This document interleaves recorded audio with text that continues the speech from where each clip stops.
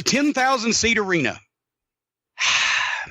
It's very, what's the word it's very commendable that they want to do that.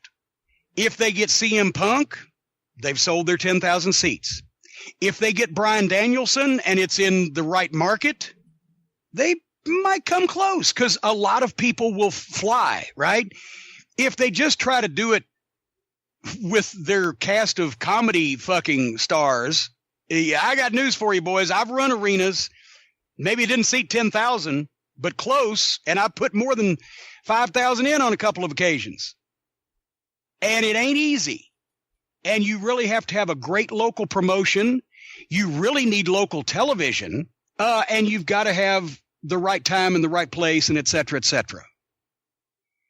Nobody has drawn 10,000 people besides Vince McMahon in a long fucking time in this country.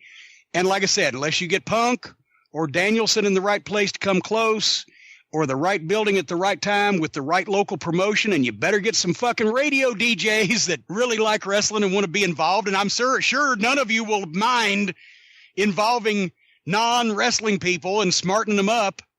And then here's the thing. It's like WrestleMania. There's enough people in the world just to see these guys succeed. And that's one thing that is commendable. They want to see their favorite wrestlers succeed. Yeah. They will fly to wherever it is, which is why I suggest it be in the middle of the country. Chicago would probably be the best place I can think of. Chicago, New York, don't do Los Angeles. There's a whole lot of fucking competition there. But either the middle of the country or someplace that's easy to get to, someplace that people can travel to, because it's like the WrestleMania deal. When they had WrestleMania in New Orleans, they had 70,000 people, but they had less of them from New Orleans than we used to 4 times a year when Mid-South Wrestling ran the Superdome, because it's not a mainstream attraction anymore. It's a niche product that a lot of people will fly to and spend money for. So that is the chance that they have to draw 10,000 people in an arena. And then here's one more thing, and I'll leave you with this. Do they just have to draw 10,000 people, or do they have to make a profit? Right. Because if you tell me, Jim, we want to put on an event and we want to draw 10,000 people. Here's the checkbook and we don't care what you bring back.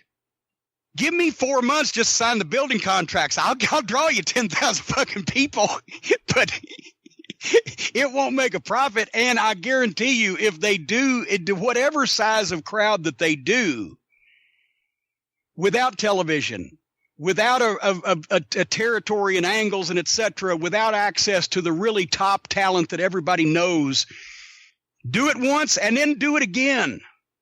I dare you, I double dog dare you to do it again, because the second time it'll be twice as hard and you get half the fucking law of diminishing returns.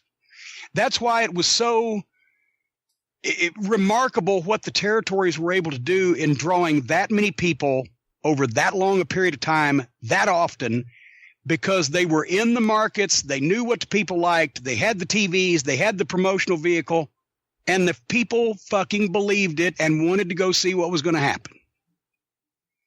So for all those reasons, let's see what happens. But one of those things, I predict that one of the things that I just predicted will happen if they run this show. And it will be interesting to say, and we'll be able to tell by the location that they run and by the show, the card, whether they need to make a profit or not. And actually, they might just pool their money and say, fuck, we're going to take a bath of about 20 or 30 grand a piece on this, all 5 of us, but we'll make the money back because we'll look like such hot shit afterwards and nobody has to see our books. Because that's one thing. That's what you ought to ask the stud about that sometime. Here's a good segue.